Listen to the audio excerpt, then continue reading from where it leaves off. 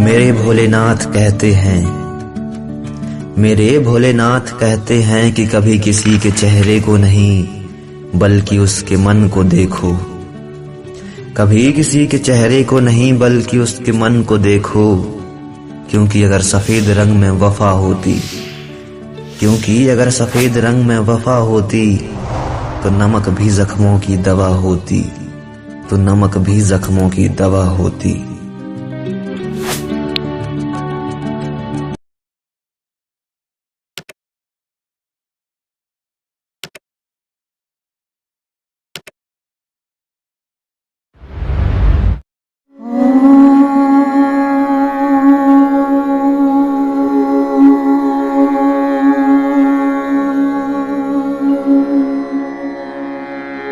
श्री गणेशाय नमः।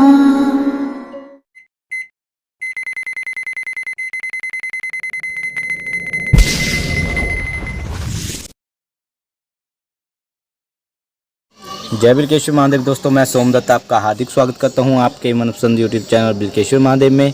आज हम आपको लेकर चलेंगे बिल्केश्वर महादेव, जो कि हिमाचल प्रदेश के हमीरपुर में चिमनेर गांव में स्थित है। तो आइए चलते हैं बिल्केश्वर। ये है बिल्केश्वर महादेव के लिए रास्ता। तो बिल्केश्वर महादेव के मुख्य द्वार पे हम पहुंच चुके हैं। मूर्ति है नारायण भगवान जी की, और यहाँ पे हैं लक्ष्मी माता जी, सरस्वती माता जी, और यहाँ पे ब्रह्मा जी की मूर्ति है। द्वार पे स्थित है गणपति महाराज जी की मूर्ति, उनकी सवारी के साथ, और हाथ में उनके लड्डू हैं। एक का हाथ आशीर्वाद की मुद्रा में है। ये यहाँ पे नंदी जी महाराज हैं।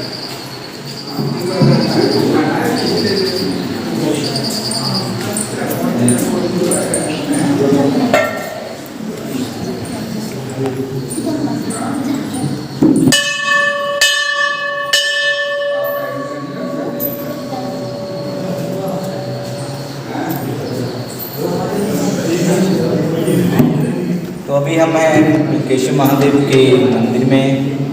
ये बिल्केश्वर महादेव जी का शिवलिंग है, जो कि काफ़ी वर्षों से यहाँ स्थित है। पहले ये मंदिर छोटा सा हुआ करता था। भक्तजनों के सहयोग से और ग्रामवासियों के सहयोग से इसको काफ़ी डेवलपमेंट किया गया है इस मंदिर का। बाकी आपको आगे लेके चलेंगे। अभी आपको हम दिखाएंगे बिल्केश्वर महादेव की बनी विशाल मूर्ति, नंदीगण, गर्ग ऋषि की कुटिया, ये भी जो कि अप्सरों की मूर्तियाँ हैं। मतलब जो भी गांव वाले होते हैं उन्होंने रखवाई हुई हैं।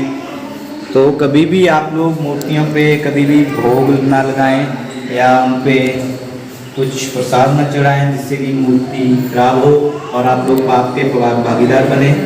आइए अब आपको आगे लेके चलते हैं माँ दुर्गा की। ये है माँ दुर्गा जी की मूर्ति, जो कि गांव डबरेड़ा से, मैं कैमरामैन को बोलूँगा कि वो उसकी तरह कैमरा करें, जो कि गांव डबरेड़ा से बनवाई गई है, जो कि यहाँ से लगभग 3 किलोमीटर दूर है। तो अब आगे लेके चलते हैं आपको हम विशाल शिवलिंग शिव मूर्ति की तरफ और नंदीगण। तो अभी हम पहुंच चुके हैं गर्ग ऋषि जी के कुटिया में, जिनके साथ व्यास जी महाराज बैठे हैं। यहाँ पे अब ये रुद्राक्ष वाटिका है, आप सामने देख सकते हैं। ये रुद्राक्ष का पेड़ है, इसमें कि रुद्राक्ष का फल भी लगता है। अभी हम पहुंच चुके हैं हनुमान वाटिका, जहाँ पे हनुमान जी की मूर्ति है, जो कि यश शर्मा जी ने बनवाई है।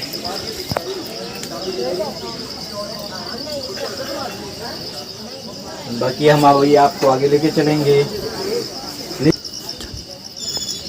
तो ये है शिव भोले की विशाल मूर्ति, और नंदी जी महाराज भी साथ में हैं। मैं कैमरामैन से चाहूँगा कि इसको पूरा दिखाएं।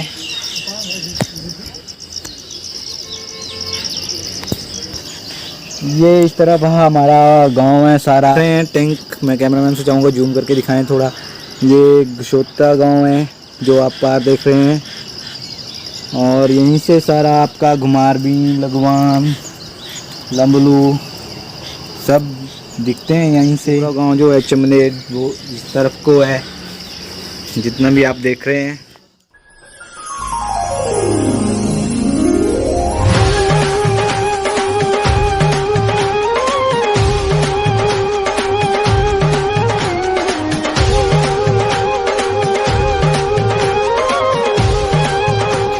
यहाँ पे लंगर का आयोजन किया जाता है, जो कि किसी भी महत्वपूर्ण पर्व, जन्माष्टमी, शिवरात्रि इत्यादि में किया जाता है। और जब भी श्रीमद् भागवत कथा का आयोजन होता है तो प्रतिदिन यहाँ पे लंगर लगता है, जिसमें हजारों श्रद्धालु लंगर खाते हैं। भाई जी हैं जो कि यहाँ पे भंडारे को बनाते हैं और मंदिर में सेवा करते हैं। ये हमारे गुरुजी हैं जिनके पास हमने शिक्षा भी ग्रहण की थी, और ये हमारे भाई हैं, ये श्रवण कुमार और उनके माता पिता हैं, जो अभी आप देख सकते हैं कि इनको तीर्थ यात्रा पे लेके जा रहे थे, तो उसके प्रतीक के रूप में ये प्रतिमा यहाँ पे बनाई गई है।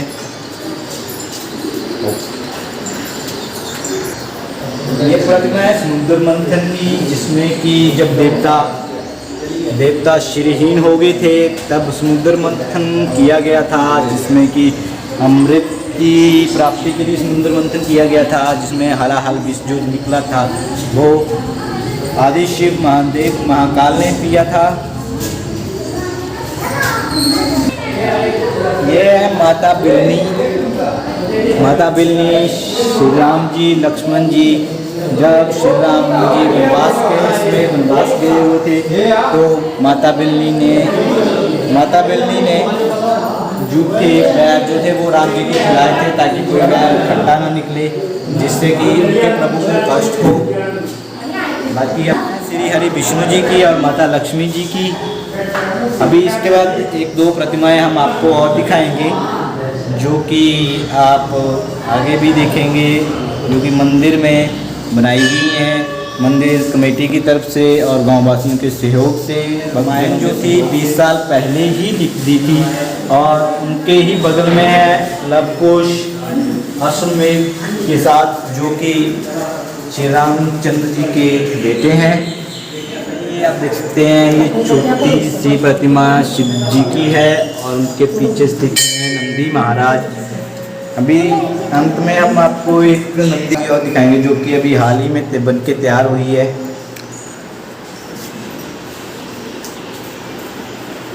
जैसे इसमें रंग हो जाएगा, कलर चढ़ जाएगा, तो ये और भी सुंदर लगेगी। अभी हम आपको मिलाएंगे मुख्य सलाहकार और मंदिर के पुजारी जी से और मंदिर कमेटी के सदस्यों से।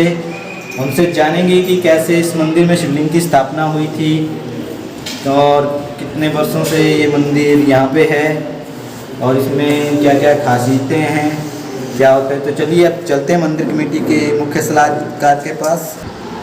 तो दोस्तों दोबारा आपका स्वागत करते हैं हम आपके मनपसंद यूट्यूब चैनल बिल्किश महादेव में।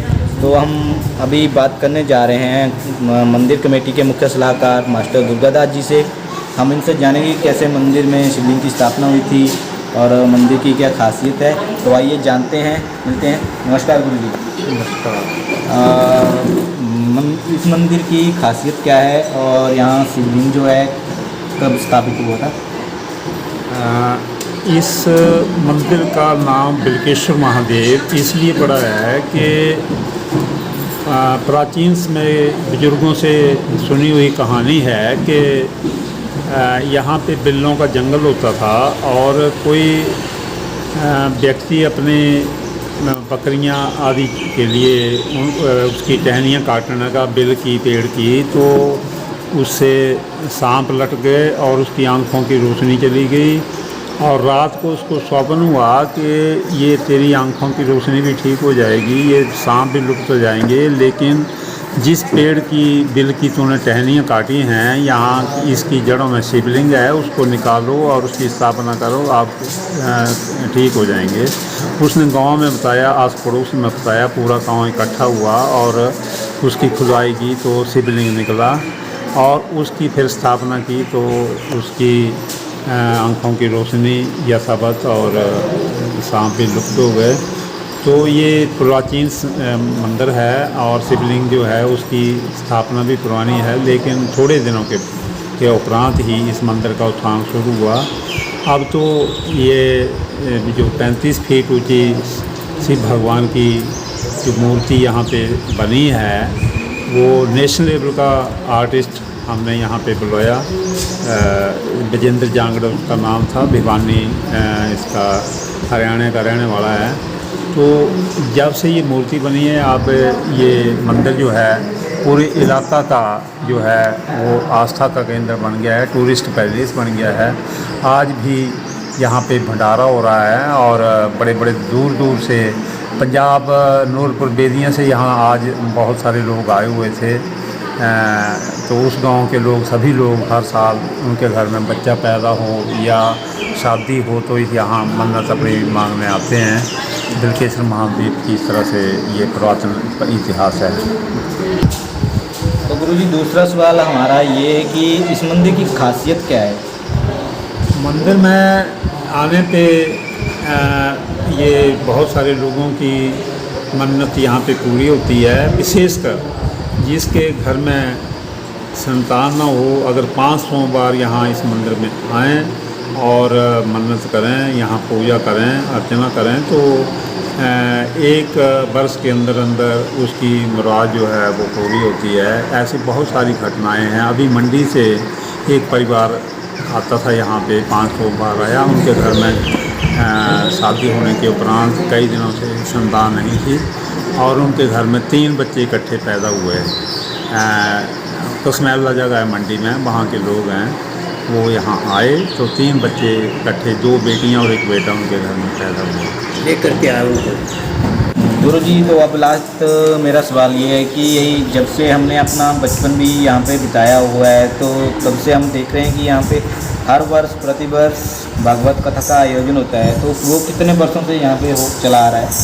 1980 से लेकर आज तक लगातार यहाँ पे मार्च महीने के एंड में या अप्रैल महीने के शुरू में हम कथा का आयोजन करते हैं और उस कथा के आयोजन करने का ही ये लाभ हुआ कि जिससे थोड़े थोड़े पैसे बचते गए और मंदिर का उत्थान शुरू हुआ। अब तो ये मंदिर हिमाचल के गिने चुने मंदिरों में आ चुका है। ये कथा का बहुत ही लाभ हुआ यहाँ पे धार्मिक कथा करवाने का। अभी हम मंदिर के पुजारी जी के पास हैं, तो 1-2 सवाल हम उनसे पूछेंगे।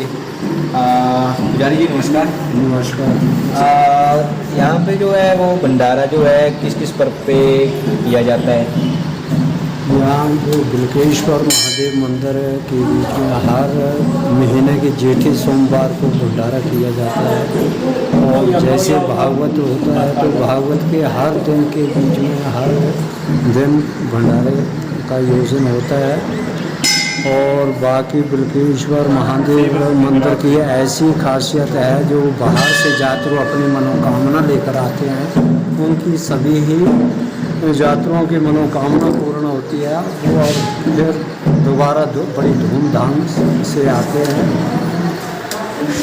और हर एक वर्ष जो है वो यहाँ शिवरात्रि का पर्व जो है वो बहुत उत्सव से मनाया जाता है। तो दूसरा सवाल पुजारी जी मेरा ये है कि अगर कोई भक्तजन यहाँ पे अपनी मन्नत रखना चाहता है तो उसके लिए मतलब तरीका क्या है, आप थोड़ा विस्तार में बताएंगे हमारे भक्तजनों को? जैसे ही यात्री अपनी मनोकामना लेकर और अपनी अरदास मनोकामना की करवाता है और उसके बाद उसको 5 दिन जो है उसको बुलाया जाता है। जैसे जेठे सोमवार से लेके और 5 सोमवार जो है वो पूर्ण करने होते हैं और 5 सोमवार के बीच में अपनी अरदास मनोकामना जो लेकर आता है उसकी वो अवश्य पूरी होती है और वह बड़े उत्साह से जो है वो अपनी मनोकामना जब पूर्ण होती है तो वो बहुत ही अपने पूरे परिवार के साथ आते हैं और बाजे गाजे के साथ आते हैं, धूमधाम से आते हैं और मनोकामना का वो यहाँ चढ़ावा चढ़ाते हैं। धन्यवाद देने के लिए आपके लिए भी बहुत बहुत शुक्रिया। तो दोस्तों अभी हम गांव के वरिष्ठ बुजुर्ग जो हैं श्री मिल्की राम जी, अब हम उनसे बात करेंगे और मंदिर के बारे में कुछ जानेंगे। नमस्कार दादा जी। नमस्कार। इस मंदिर की डेवलपमेंट के बारे में बताइए थोड़ा, कैसे हुई, कमेटी का कैसे हो गया, गाँव वासियों का कैसे हो गया इसमें? इस मंदिर की डेवलपमेंट जो कमेटी पर निर्भर करती है। कमेटी का हर साल जो है वो 2 साल के बाद चुनाव होता है और चुनाव करने के बाद हर कमेटी की जिम्मेदारी है कि मंदिर के को और भंडारा करना या इधर का जो भी देखभाल है कमेटी के अंडर है। और उसके बीच में वो कमेटी के मेंबर जो है वो जब भी कोई फंक्शन होता है सब मेंबर मिलजुल करके पूरे गांव के आदमी साथ होकर के काम करते हैं और इसके डेवलपमेंट के बीच में पूरे गांव का सहयोग रहा, जिसके दीवारों पर दानी सज्जनों की सूचियां भी लगी हुई हैं जो देखने योग्य है। अभी हम आपको दानी सज्जनों की सूचियां भी दिखाएंगे, जैसा कि वरिष्ठ बुजुर्ग मिल्की राम जी ने कहा। अभी वो भी आपको दिखाएंगे। तो धन्यवाद दादाजी इस जानकारी के लिए। अभी यहाँ से दानी सज्जनों की जो सूची है, जैसा कि हमारे को वरिष्ठ नागरिक मिल्की राम जी ने बताया है, हमारे दादाजी ने बताया है कि जो दानी सज्जनों की सूची है वो दीवार पे लगी हुई है। तो मैं कैमरामैन से चाहूँगा कि जो जितनी भी दानी सज्जनों की सूची हैं वो कैमरे में दिखाएं।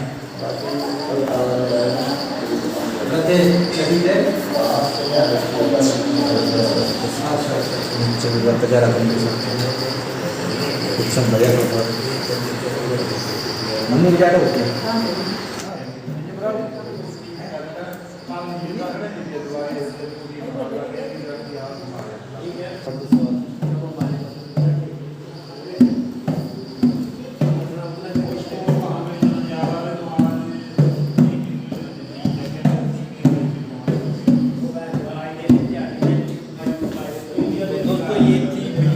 महादेव की यात्रा जो कि हम आपको लेके चले, और अंत में चैनल को सब्सक्राइब, शेयर, कमेंट जरूर कीजिएगा ताकि बिल्केश महादेव आपकी मनोकामना भी पूर्ण करे। धन्यवाद। जय बिल्केश महादेव।